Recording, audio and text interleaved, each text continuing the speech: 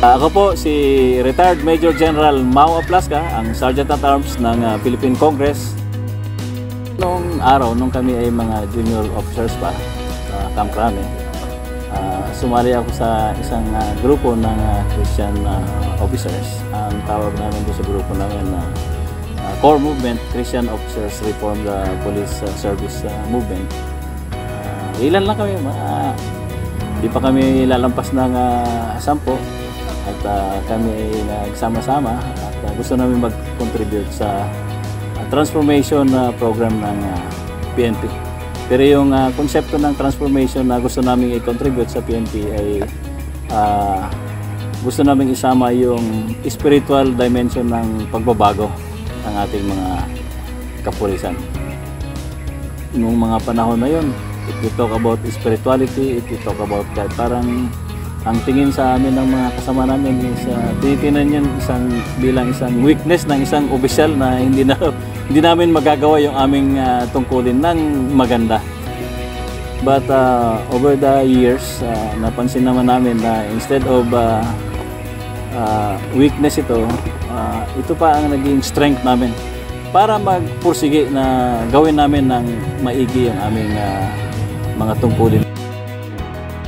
Programa natin, My Brother's Keeper, ay talagang makakatulong unang-una sa ating mga kapulisan at makakatulong sa ating mga kababayan.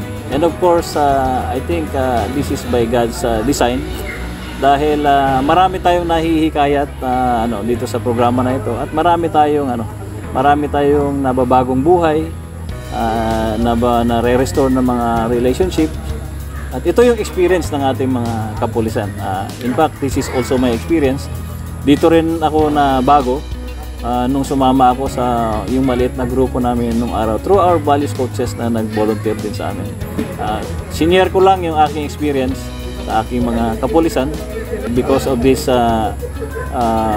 experience of transformation na nangyari sa buhay ko. Gusto ko rin maranasan ng ating mga kapulisan at sa kanilang mga pamilya.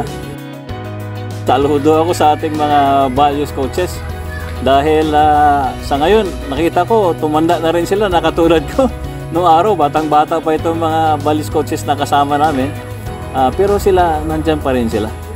At sa aking pagtingin, kung hindi dahil dito sa pagpupursige ng ating mga values coaches, itong blessing na tinatamasa natin ngayon through the SWIM MBK program, hindi ito maging sa katuparan kung wala yung ating mga values coaches. Kaya maraming salamat sa ating mga values coaches nationwide.